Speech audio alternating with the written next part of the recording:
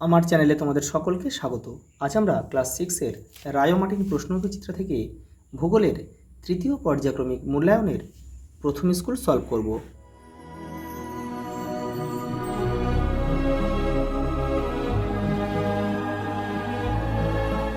দেখো প্রথম স্কুল, যারা আগের সেটটা দেখোনি তারা চ্যানেলের প্লেলিস্টে যাবে, ওখানে কিন্তু দেওয়া রয়েছে। দেখো, কোন দেশের ওপর দিয়ে সুমেরু বৃত্তরেখা প্রসারিত? এটা হবে কানাডা। পরের প্রশ্ন দেখো, ভূগোলকে 1 ডিগ্রি পার্থক্যে মোট অক্ষরেখার সংখ্যা কতগুলি? 179টি। অপশান ডি আমাদের সঠিক উত্তর। পৃথিবীর পরিধি কত? 40,000 কিলোমিটার। ফার্দিনান্দ ম্যাগেলান পৃথিবী পরিভ্রমণ শুরু করেন 1519 খ্রিস্টাব্দে। পৃথিবীর অ্যালবেডোর পরিমাণ কত? 35%। বায়ুর আর্দ্রতা মাপার যন্ত্রের নাম হচ্ছে হাইগ্রোমিটার। দেখো, বাদবাকি অপশানগুলো একটু দেখে নাও। থার্মোমিটারের সাহায্যে কী হয়? বায়ুর উষ্ণতা মাপা হয়। আমি এখানে ছোটো করে লিখে দিচ্ছি উষ্ণতা, এগুলো একটু তোমার করে রাখবে। ব্যারোমিটারে কী হয়? চাপ, বায়ুর চাপ মাপা হয়। আর অ্যানিমোমিটারে কী মাপা হয়? গতিবেগ। এগুলো তোমরা কিন্তু জেনে রাখবে। সুপারসনিক জেট থেকে নির্গত হয় কি? CO2 হয়। নাইট্রিক অক্সাইডও কিন্তু নির্গত হয়। যে শহরের অধিবাসীরা 31শে মার্চ 2007 সালে আর্থ আওয়ার পালন করেছিল সেটা হচ্ছে সিডনি, অস্ট্রেলিয়ার। শব্দ শুনে একটি উৎস হলো, কারণ এটা হবে না, এই বজ্রের শব্দ। ভারতে হিমালয়ের সর্বোচ্চ শৃঙ্গ হলো কাঞ্চনজঙ্ঘা। দেখো, এটা একটু ভালোভাবে বুঝে নাও। দেখো, এভারেস্ট কিন্তু এখানে হচ্ছে হিমালয়ের সর্বোচ্চ শৃঙ্গ কিন্তু মাউন্ট এভারেস্ট, কিন্তু মাউন্ট এভারেস্টটা কিন্তু ভারতে অবস্থিত নয়, নেপালে অবস্থিত।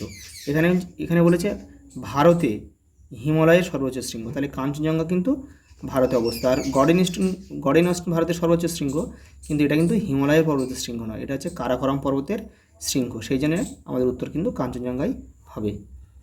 পরেরটা দেখো, তিস্তা কোন নদীর উপনদী? তিস্তা হচ্ছে ব্রহ্মপুত্র নদীর উপনদী। যে রাজ্যের উপকূল রেখা সবচেয়ে দীর্ঘ তা হলো গুজরাট।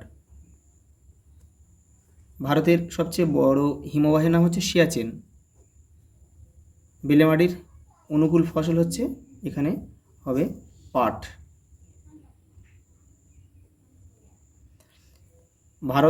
ভারতে কৃষিকাজ প্রধানত যার উপর নির্ভরশীল সেটা হচ্ছে মৌসুমি বৃষ্টিপাতের উপর কিন্তু নির্ভরশীল। টোডা জনজাতির বসবাস হচ্ছে নীলগিরি পাহাড়। ম্যাপ শব্দটির উৎপত্তি ল্যাটিন শব্দ ম্যাপা থেকে, যার অর্থ হচ্ছে কাপড়।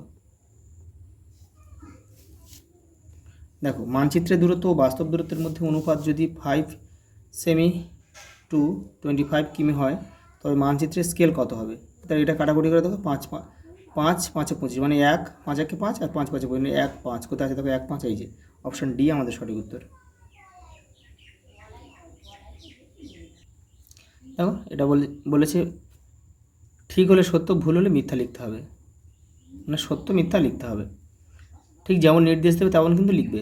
তোমরা যদি ঠিক লেখো তাহলে কিন্তু নাম্বার কেটে দেবে। এখানে বলছে ঠিক হলে সত্য লিখতে হবে। শীতের দেশে বিশেষ ধরনের কাঁচের ঘরে শাকসবজির চাষ করা হয়, এটা সত্য।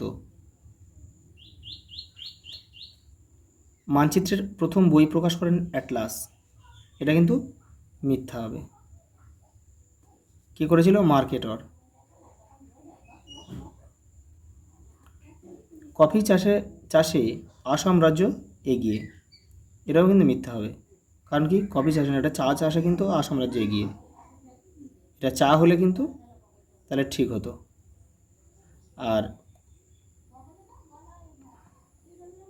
আর কফি চাষে এগিয়ে কিন্তু আমরা বলতে পারি কেরল বা কর্ণাটকও বলতে পারি। কেরল না, কর্ণাটকে কিন্তু বেশি কফি উৎপন্ন হয়। পরেটা দেখো,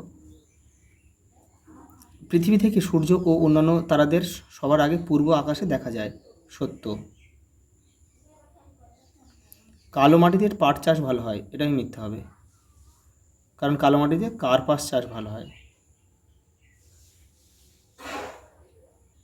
দেখো শূন্যস্থান দিয়েছে।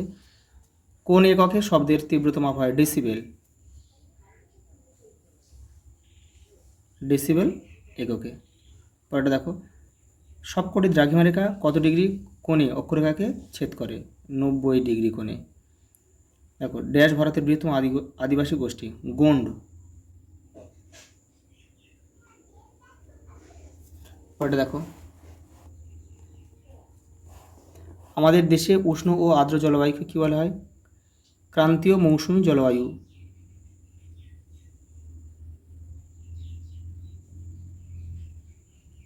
ক্রান্তীয় মৌসুমী জলবায়ু। পরেরটা দেখো, দ্রাঘিমার স্থানীয় সময়কে ভারতের প্রমাণ সময় বলা হয়? 82 ডিগ্রি 30 মিনিট পূর্ব। এই পূর্বটা লিখতেই হবে কিন্তু, এই রেপের মতো এটাকে বলা হয় মিনিট। পৃথিবীর কোন তাপবলয়ে সূর্যরশ্মি তির্যকভাবে পড়ে? হিমমণ্ডলে।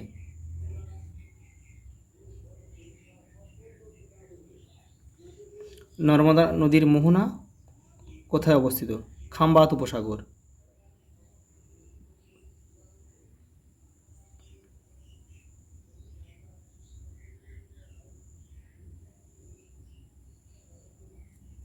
দাক্ষিণাত্য মালভূমির উত্তরে কোন পর্বতশ্রেণী রয়েছে?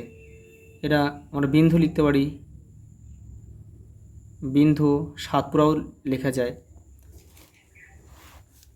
দেখো, ভারতের সবচেয়ে বড় নদী দ্বীপের নাম কি? মাজুলি। ওটা দেখো, পশ্চিমবঙ্গের আবহাওয়া অফিসের সদর দপ্তর কোথায় অবস্থিত? আলিপুর। দেখো, প্রথম প্রশ্ন দিয়েছে মান 2 এর নিরীক্ষীয় তল কাকে বলে? দেখো তোমাদের বইয়ের 21 নম্বর পেজে রয়েছে, এই যে এখান থেকে এটা লিখবে। পরের প্রশ্ন দেখো, মহাবৃত্ত কাকে বলে? এটা তোমাদের বইয়ের 23 নম্বর পেজে রয়েছে, এই যে এখান থেকে এটা লিখবে। পরের প্রশ্ন দেখো, দেখো গ্রামাঞ্চলে শব্দ দূষণের উৎসগুলি কী কী? দেখে নাও। এই দেখো, এখান থেকে এটা লিখবে আর এখান থেকে এটা লিখবে। দেখো, মানুষের শরীরে শব্দ দূষণের প্রভাবগুলি কী কী? তোমাদের বই 64 নম্বর পেজে রয়েছে, দেখো এই যে এটা লিখবে এখান থেকে এইটা। পরের প্রশ্ন দেখো, উপহ্রদ কাকে বলে? তোমাদের বইয়ের 77 নম্বর পেজে রয়েছে। দেখো, পরে একটা প্রশ্ন রয়েছে, প্রবাল দ্বীপ কাকে বলে? এটাও কিন্তু 77 নম্বর পেজে রয়েছে, দেখে নাও। এই দেখো, উপহ্রদ হলো স্থলভাগ দ্বারা আবদ্ধ লবণাক্ত হ্রদ যার একদিক সমুদ্রের উন্মুক্ত। এই দেখো, এই উপহ্রদ, এই সমুদ্রের সাথে থেকে এই জায়গাটা দেখো খোলা রয়েছে। এই দেখো, প্রবাল দ্বীপ রয়েছে, এই যে প্রবাল হলো, এখান থেকে লিখবে। প্রবাল হলো এক ধরনের ছোট সামুদ্রিক কীট। কোটি কোটি প্রবাল কীটের দেহাবশেষ জমে প্রবাল দ্বীপ তৈরি হয়। পরের প্রশ্ন দেখো, আদিবাসী কাদের বলে? তোমাদের বই দেখো 99 পেজে রয়েছে, দেখো এই যে আদিবাসী কারা, এখান থেকে এটা লিখবে। অন্ধ্রপ্রদেশে দুটি আদি জনগোষ্ঠীর নাম লেখো। গোন্ড,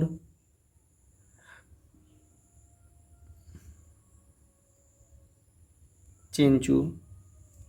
পরেরটা দেখো, অক্ষরেখা ও দ্রাঘিমারেখার মধ্যে 3টি পার্থক্য লেখো। তোমাদের বইয়ে 23 নম্বর পেজে রয়েছে, এই যে এটা আমি লিখে দিয়েছি, এটা তোমাদের বইয়ে এটা লিখে নেবে, এটা পেন্সিল দিয়ে হোক পেন দিয়ে হোক লিখে নেবে। দেখো, পরের প্রশ্ন, নিরক্ষরেখা ছাড়া পৃথিবীর অন্যান্য বিশেষ অক্ষরেখার নাম কী কী? দেখে নাও, তোমাদের বইয়ের 20 নম্বর পেজে রয়েছে, এই যে কর্কটক্রান্তি রেখা, তারপরে সুমেরু বৃত্ত রেখা, নিরক্ষরেখার দক্ষিণে রয়েছে মকরক্রান্তি রেখা, কুমেরু বৃত্ত রেখা। পরের প্রশ্ন দেখো, পৃথিবীতে দিনরাত্রি কীভাবে সংগঠিত হয়? তোমাদের বইয়ের 25 নম্বর পেজে রয়েছে। আর দেখো, ছায়া প্রকাশনীটা 49 নম্বর পেজে রয়েছে, এই যে এটা যদি তোমরা এটা এইটুকুনি লিখতে পারো তাহলে কিন্তু এটা আঁকতে হবে, এটা এঁকে দিলে কিন্তু তোমরা ফুল নাম্বার পেয়ে যাবে।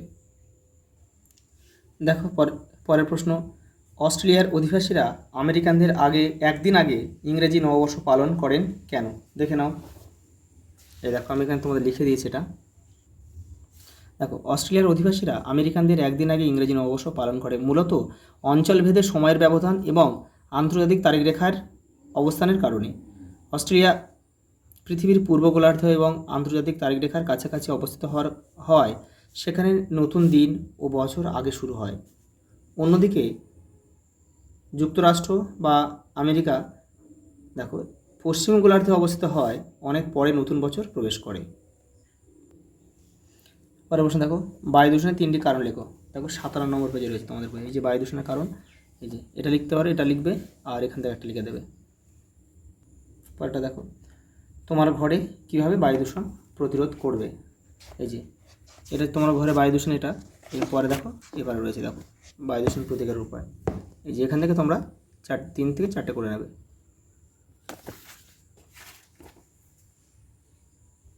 পরেরটা দেখো, বিভিন্ন ধরনের মানচিত্র কী কী দেখে নাও। তোমাদের বইয়ের 104 নম্বর পেজে রয়েছে। এখান থেকে এই পর্যন্ত লিখতে হবে।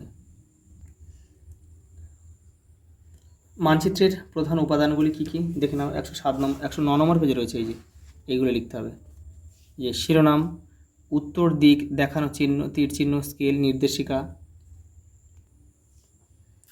বায়ুর তাপমাত্রা পৃথিবীর সব জায়গায় একরকম হয় না কেন? দেখে নাও 51 নম্বর পেজে রয়েছে।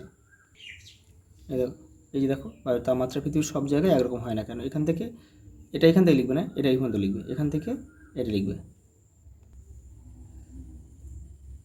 বায়ুমণ্ডল উত্তপ্ত হওয়ার পদ্ধতিগুলি আলোচনা করা হচ্ছে। দেখো 46 নম্বর পেজে রয়েছে।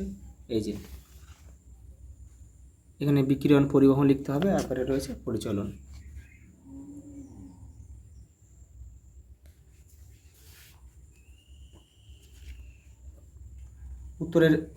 ভারতের উত্তরে নদী গঠিত সমভূমি অঞ্চলের ভূপ্রকৃতির বর্ণনা দাও। 72 নম্বর পেজে রয়েছে, দেখে নাও।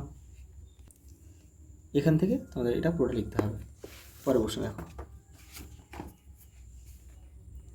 হিমালয়ের সমান্তরাল পর্বতশ্রেণীগুলির নাম লেখো এবং যে কোনো একটির ভূপ্রকৃতি বর্ণনা করো। দেখো এটা 71 নম্বর পেজে রয়েছে। এই যে দেখে নাও, তোমাদের বইয়ের 71 নম্বর পেজে রয়েছে। দেখো হিমালয়ের সমান্তরালে দেখো 3টে পর্বতশ্রেণী গিয়েছে। এক হচ্ছে হিমাদ্রি, হিমাচল আর শিবালিক। এই যে এখানে রয়েছে, তোমার যে কোনো একটা হিমাদ্রি লিখলে এখান থেকে এটা লিখে দিলে হয়ে যাবে। পরেরটা দেখো, কী ধরনের প্রাকৃতিক পরিবেশ ধান চাষের অনুকূল? ধান উৎপাদিত হয় এমন 4টি রাজ্যের নাম লেখো। দেখো 95 নম্বর পেজে রয়েছে। দেখো এই যে এখান থেকে লিখতে হবে, এটা লিখবে, এটা লিখবে, মাটি লিখবে, আর কী কী ওই রাজ্যটা 4টে রাজ্যের নাম এই যে রয়েছে। পরের প্রশ্ন দেখো, এটা হলো পরেরটা দেখো, ভারতে উৎপাদিত ফসলের শ্রেণীবিভাগ করো এবং যে কোনো এর উদাহরণ দাও। দেখো 94 পেজে রয়েছে। দেখো এই যে এইটা, এখান থেকে এটা বোর্ড লিখবে। দেখো লাস্ট কী রয়েছে, দেখো এটা ম্যাপ পয়েন্টিং রয়েছে। দেখো কী কী, আন্দামান নিকোবর, কারাকোরাম পর্বত, গোদাবরী নদী, মরুমাটি অঞ্চল আর সুন্দরবন। দেখে নাও। দেখো এরকম তোমাদের একটা ভারতের ম্যাপ তোমাদের দেবে। তোমরা কী করে প্রথমে এখানে নাম, রোল, সেকশন লিখে নেবে, নিয়ে ম্যাপ পয়েন্টিংটা করবে। প্রথমে দেখেছো আন্দামান নিকোবর দিয়েছে, এই যে এই জায়গাটা হচ্ছে আন্দামান নিকোবর। তারপর দিয়েছে কি দেখো, তারপর দিয়েছে হচ্ছে কারাকোরাম পর্বত। এই কারাকোরাম পর্বত হচ্ছে উত্তরে অবস্থিত, ঠিক এটা। তোমরা কিন্তু সব পেন্সিলে করবে, এটা নাম লিখবে, দাগ নাম্বার দেবে। তারপরে রয়েছে গোদাবরী নদী। এই যে ভারতের ঠিক এইখানে হচ্ছে গোদাবরী নদী, এই জায়গাটা। নদী যখন আসবে তখন তীর চিহ্ন অবশ্যই দেবে, কোন দিক থেকে কোন দিকে গিয়েছে এটা বোঝাতে কিন্তু অবশ্যই হবে। এটা দেখো গোদাবরী নদীর দাগ নাম্বারটা দিতে হবে। তারপর রয়েছে মরুমাটি। এই যে দেখো রাজস্থানের ঠিক পশ্চিম দিকটা হচ্ছে মরুমাটি দেখা যায়। আর দেখো সুন্দরবন হচ্ছে এই উপকূল অংশ, বাংলাদেশ আর পশ্চিমবঙ্গের এই অংশটা হচ্ছে তোমার সুন্দরবন। আজ এই পর্যন্ত, দেখা হবে পরের ভিডিওতে।